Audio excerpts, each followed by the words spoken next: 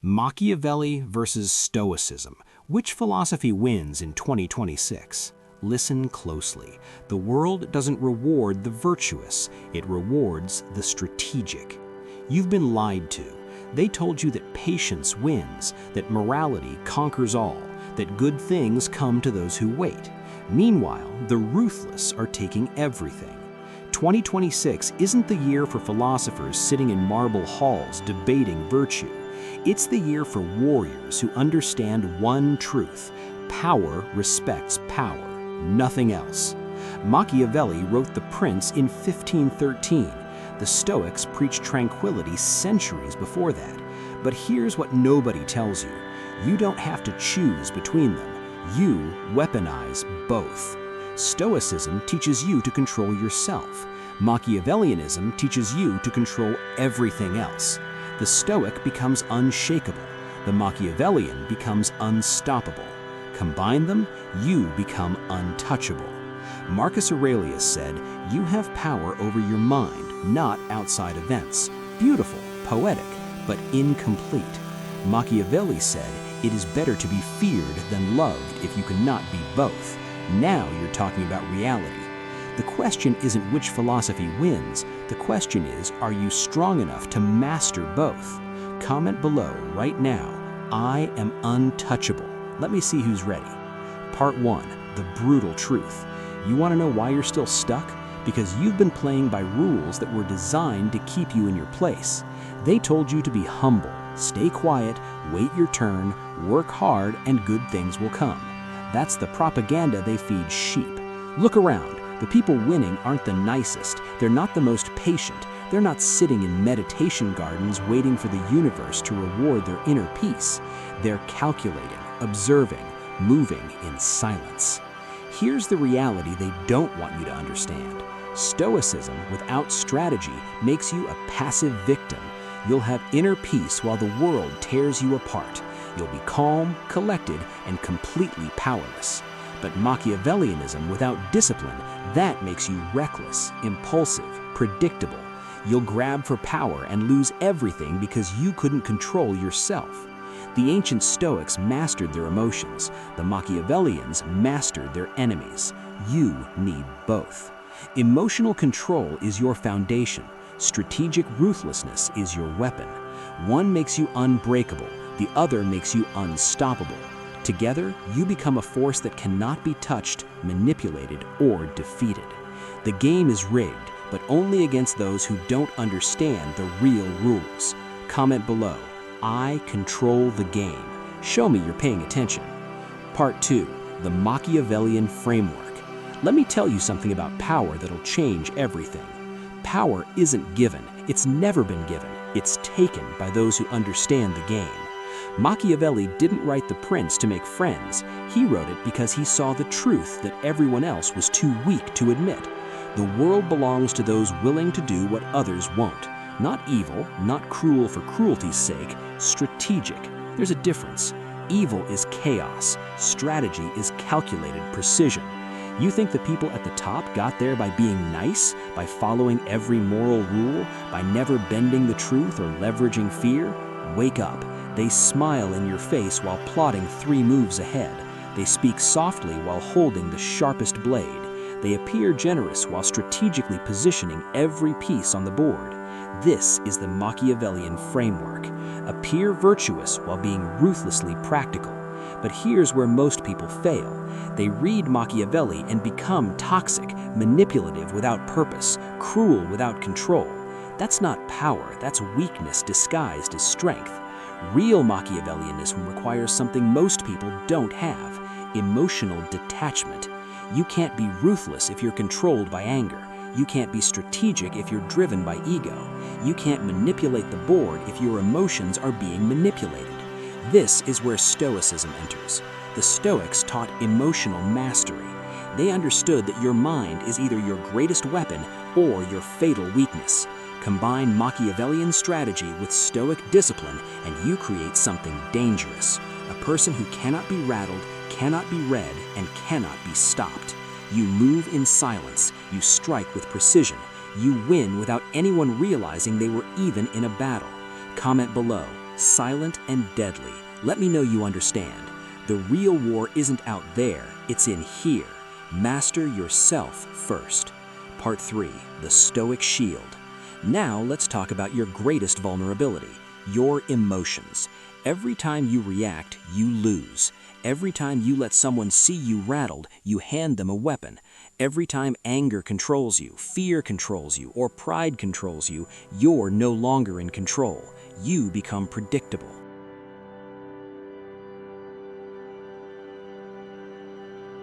And predictable men are powerless men. The Stoics understood this thousands of years ago. Marcus Aurelius, Epictetus, Seneca, these weren't soft philosophers sitting in comfort. They were warriors, slaves, emperors facing death and chaos. And they all discovered the same secret. You cannot control what happens to you, but you can control how you respond. That's your shield. Someone disrespects you, they're testing for a reaction. Don't give it to them. Someone tries to provoke you, they want you emotional and stupid. Disappoint them with silence. Stoicism isn't about suppressing emotions, it's about not being enslaved by them. Feel the anger, acknowledge it, then choose your response with cold precision. This is where most men fail. They confuse emotional control with weakness. They think reacting makes them strong, makes them respected. Wrong. Reacting makes you controlled. Controlled men are puppets. The truly powerful sit back, observe, and calculate. They let others exhaust themselves with emotional outbursts while they plan 10 steps ahead. Think about it. Who has more power? The man screaming and swinging wildly, or the man watching silently, waiting for the perfect moment to strike? Your emotions are information, not instructions. Use them. Don't obey them. When you master this, when you can stand in the storm without flinching, when insults bounce off you like rain, when fear whispers but doesn't dictate, you become unbreakable. Comment below, unshaken, unbroken. Show me who's building their shield. Control yourself, then control everything else. Part 4, the dark psychology. Here's what they don't teach you in school. Human beings are predictable, laughably predictable. Once you understand the patterns, you can influence nearly anyone. Not through force, not through begging, through understanding what drives them beneath the surface. This is dark psychology. And before you judge it, understand this.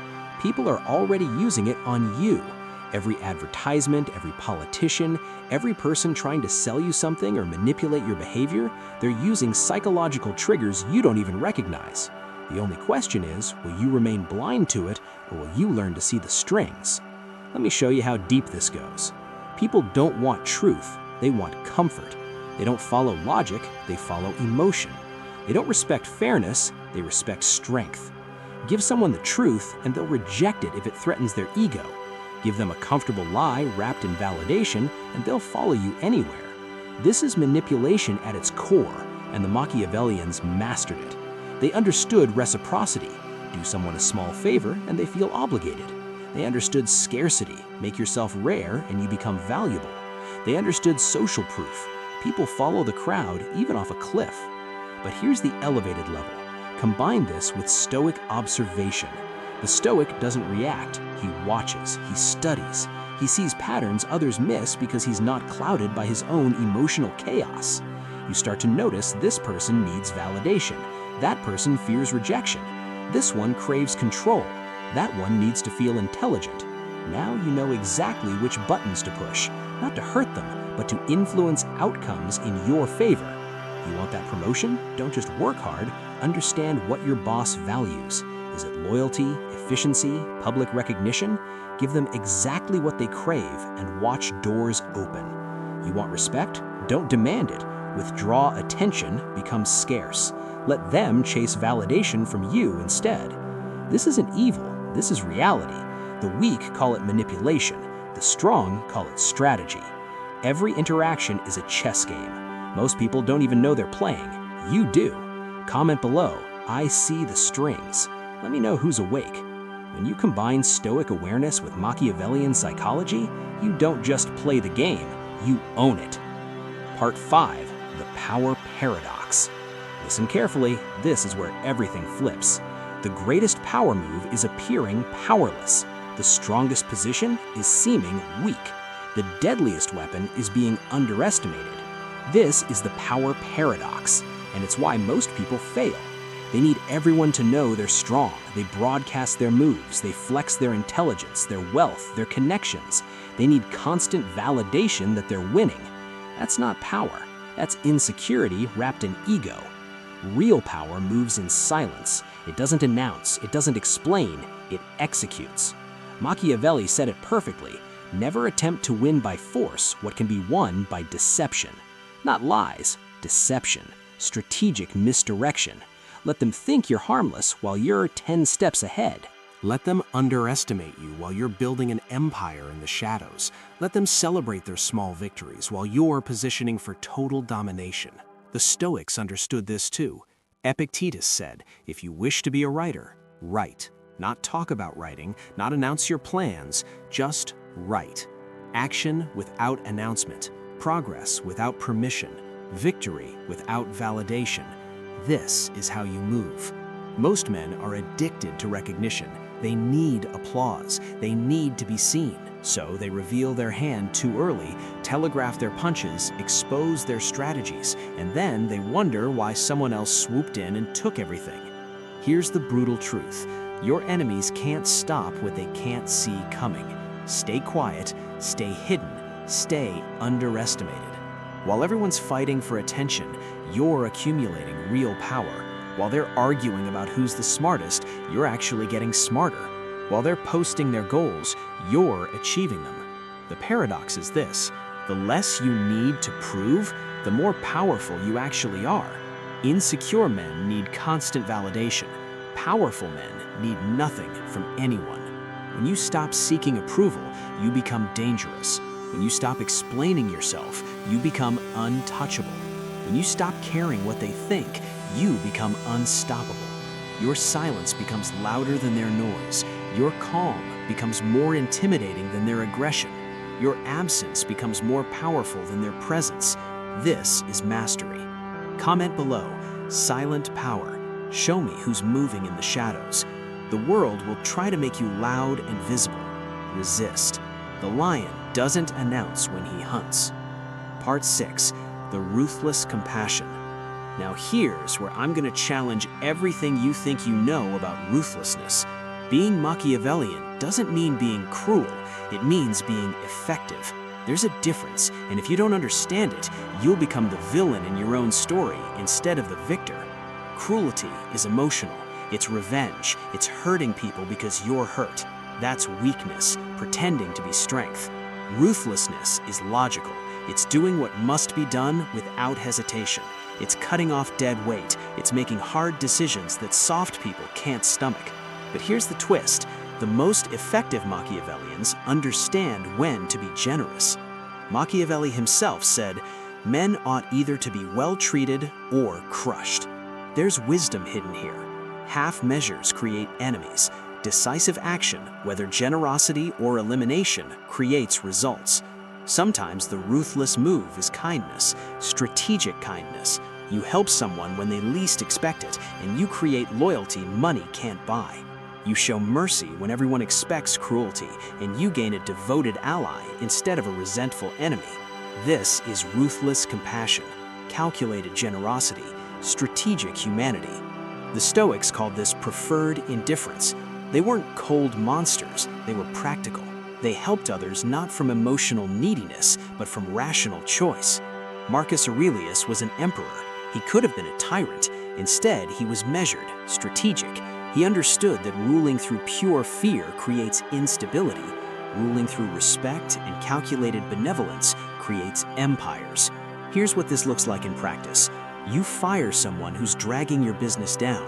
That's ruthless but necessary. But you don't humiliate them. You don't destroy them. You cut them cleanly and move on. Why? Because unnecessary cruelty creates enemies who spend years plotting revenge. Clean cuts create respect, even from those you've beaten. You outmaneuver a competitor, you win, but you don't gloat, you don't rub their face in defeat. You stay silent and professional. Why? Because today's defeated rival might be tomorrow's valuable ally. And even if not, there's no strategic benefit to creating personal vendettas. This is the difference between being ruthlessly effective and being stupidly cruel. Stupid cruelty is emotional, it's reactive, it creates chaos and enemies everywhere you go. Ruthless effectiveness is cold and calculated. It achieves objectives with minimum unnecessary damage. Think like a surgeon, not a butcher. The surgeon cuts precisely what needs to be removed. The butcher just hacks away. Both draw blood. Only one heals. Your reputation matters, not because you need validation, but because reputation is a strategic asset. Being known as ruthlessly fair is more powerful than being known as randomly cruel. People respect the former. They fear, but also hate the latter. Comment below, ruthlessly fair. Let me see who understands real power. Master this balance and you'll have people lining up to work with you, follow you, and fear disappointing you. Not because they're terrified, because they respect the game you're playing. Part 7. The Isolation Principle. Here's a truth that will separate you from 99% of people. You must learn to walk alone. Not because you hate people, not because you're antisocial, but because dependence is weakness, and most relationships are strategic liabilities disguised as connections. This is the isolation principle, and it's the hardest lesson you'll ever learn. The Stoics understood this deeply. Epictetus was a slave who had nothing and no one, yet he became one of the most influential philosophers in history. Why? Because he needed nothing from anyone. That was his power. Marcus Aurelius sat on a throne surrounded by thousands, yet he wrote in his Meditations, "Nowhere can man find a quieter or more untroubled retreat than in his own soul." He was alone at the top, completely alone, and that's exactly where power lives. Machiavelli warned that a prince must learn to stand without support. The moment you need others, they own you. The moment you can't function without validation, approval, or companionship, you've handed away your power. Let me be clear. I'm not saying become a hermit. I'm saying become self-sufficient. There's a massive difference. Self-sufficiency means you can have relationships, friendships, and partnerships, but you don't need them to survive. You choose them strategically, not desperately. Most people collect friends like trophies. They need constant social validation. They can't eat alone, can't travel alone, can't even think alone. That's pathetic. Your ability to be alone is your greatest strength, because when you're comfortable in solitude, you can't be manipulated through loneliness. You can't be controlled through social pressure. You can't be bought with companionship. Here's what happens when you master isolation. You start choosing people based on value, not need. You don't keep toxic friends around because you're afraid of being alone. You cut them off without hesitation. You don't stay in relationships that drain you because you fear solitude. You walk away with zero guilt. You don't join groups, follow crowds, or seek belonging just to feel included. You move independently. This makes you dangerous because people can't leverage your loneliness against you. Think about it. How many bad decisions have you made because you didn't want to be alone? How many times have you compromised your standards because you craved connection? That ends now. The isolation principle isn't about pushing everyone away. It's about building such a strong internal foundation that external relationships become enhancements, not necessities. When you need no one, everyone wants to be near you. It's a paradox, but it's true. Desperation repels, self-sufficiency attracts. The man who's comfortable alone radiates a different energy. He's not seeking, he's not needy, he's complete, and that completeness is magnetic. Meanwhile, the Machiavellian side of this principle is even sharper. Never let anyone become irreplaceable in your life. The moment someone knows you can't function without them, your business partner, your right hand, even your closest confidant, they have leverage. Always have a contingency. Always be able to walk away. Always maintain the option of isolation. This isn't cynical, it's strategic. The strongest empires weren't built on dependence. They were built on leaders who could stand alone if necessary, who could make the hard decision to cut off anyone, even those closest to them if required. Comment below, "I walk alone." Show me who's truly independent. Solitude isn't loneliness. Solitude is power. And when you master it, you become uncontrollable. The crowd is weak. The individual is strong. Never forget that part. 8. The conquest of time. Time is the only resource you can't get back, and most of you are bleeding it everywhere.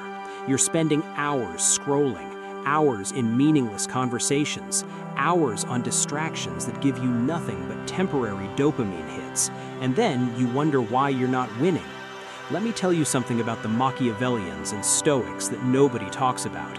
They were obsessed with time mastery.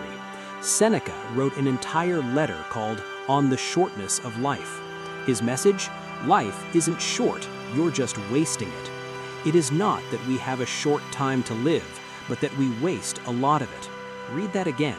You have enough time to build an empire, enough time to master any skill, enough time to completely transform your life, but you're pissing it away on things that don't matter.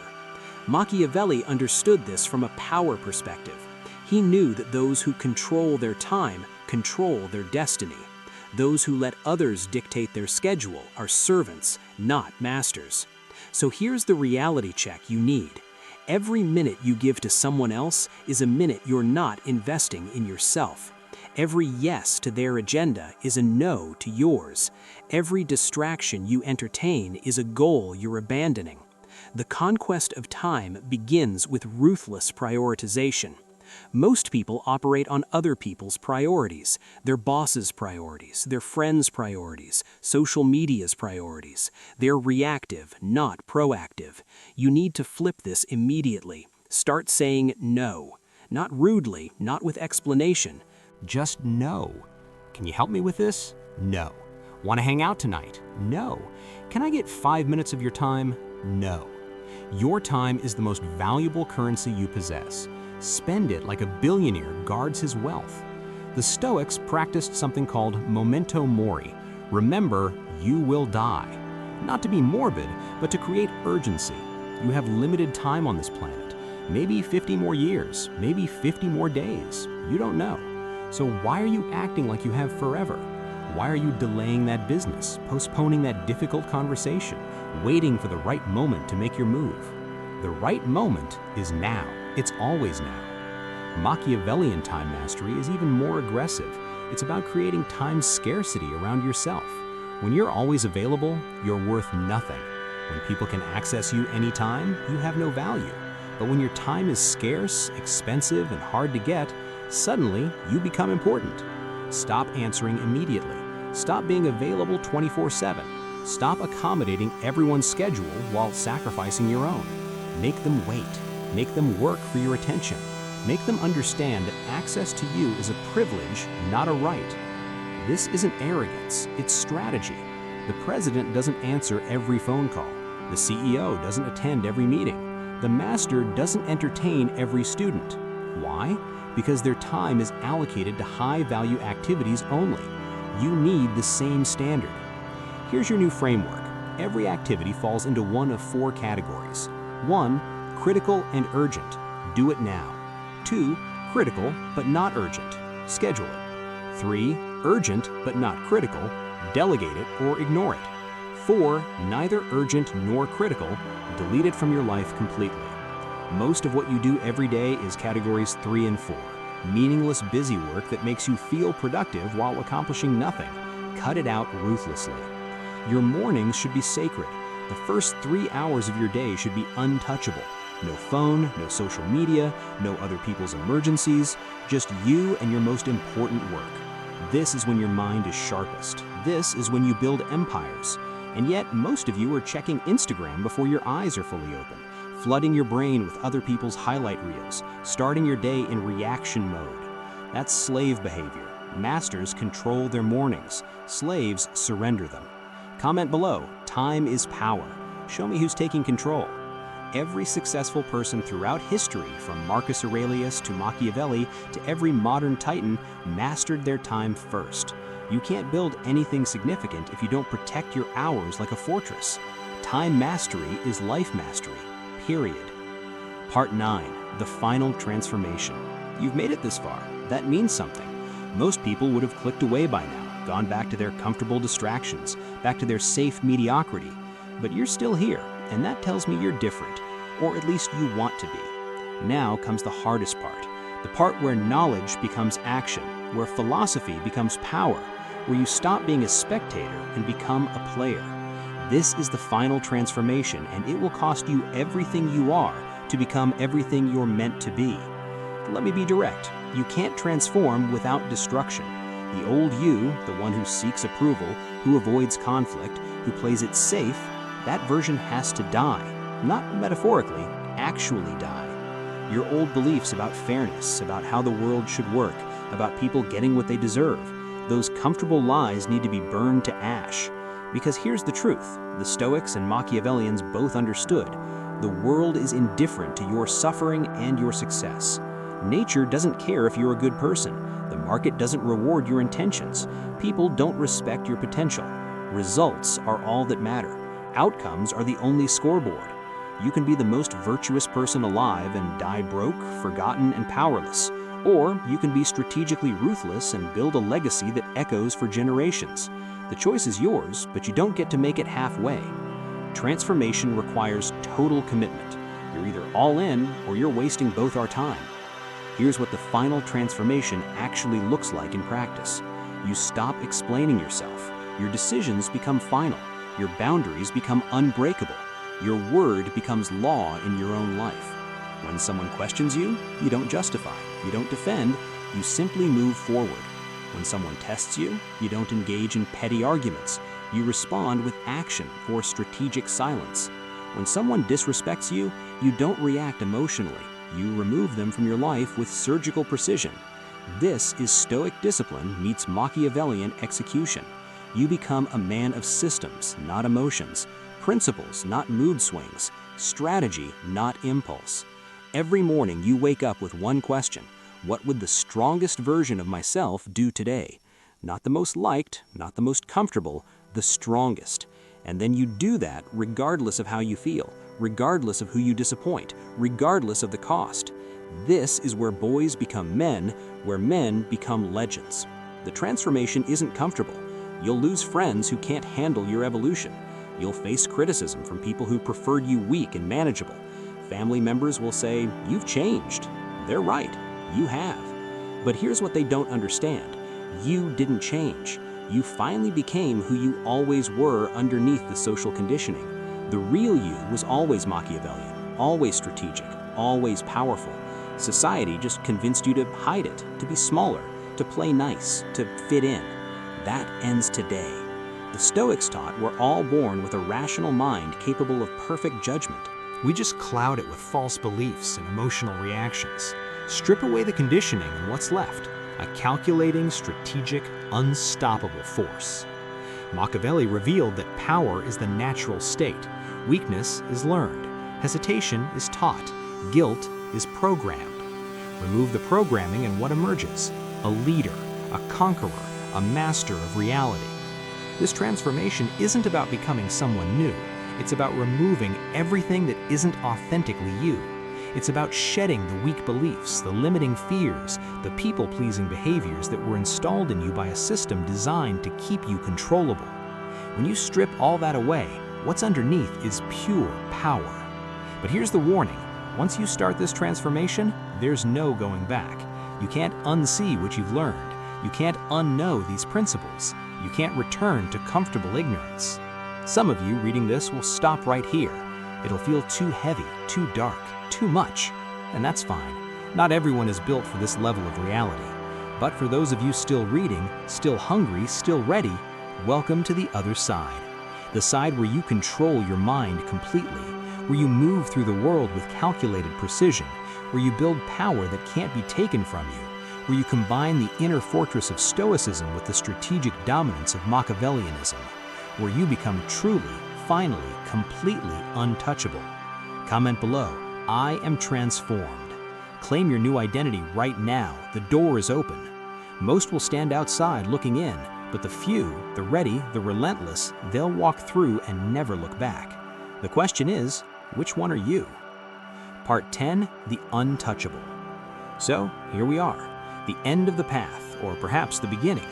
Everything I've told you leads to one singular outcome, becoming untouchable. Not invincible, not perfect, untouchable. There's a difference, and if you don't understand it, you've missed everything. Invincibility is a fantasy. Nobody is immune to loss, pain, or death. But being untouchable, that's real, that's achievable. An untouchable man is one who cannot be controlled through fear, manipulated through desire, or broken through suffering. This is what happens when you truly merge Stoicism and Machiavellianism. The Stoic part makes you emotionally untouchable. Nothing shakes you. Insults don't land. Setbacks don't break you. Loss doesn't destroy you. You've accepted the nature of reality, impermanence, chaos, and indifference. Your power was never dependent on circumstances. It was internal, always. The Machiavellian part makes you strategically untouchable. Nobody can trap you because you're always 3 moves ahead. Nobody can exploit you because you've eliminated your weaknesses. You've studied human nature deeply enough to predict behavior. You've positioned yourself strategically enough to control outcomes. Together, these create something that transcends both philosophies individually. You become a man who moves through the world with complete freedom. You can love without neediness, compete without anxiety, lose without devastation, win without arrogance. Every interaction becomes strategic. Every emotion becomes information. Every experience becomes data. And here's the beautiful part. Once you reach this level, the game becomes effortless. People sense this. There's something different about you, something that makes them either respect you immediately or avoid you entirely. The weak will call you cold. The mediocre will call you arrogant. The threatened will call you dangerous. Let them talk. Their opinions are noise. You've built something they can't touch. Complete autonomy over your own mind and strategic mastery over your environment. This is what real power actually looks like. Real power is the ability to be completely yourself, pursue exactly what you want, and remain unshaken by the chaos around you. You've been given the blueprint, the Stoic fortress, the Machiavellian strategy, all of it. The question now is, will you actually implement it? Because knowledge without action is worthless. Starting tomorrow morning, you make a choice every single morning. Will you be the person controlled by circumstances or the person who controls them? Comment below one final time, untouchable. Declare it to the world. If this resonated with you, hit that like button, subscribe to Mental Fort, and turn on notifications. Welcome to the fortress. Welcome to power. Welcome to becoming untouchable. Now go build your empire.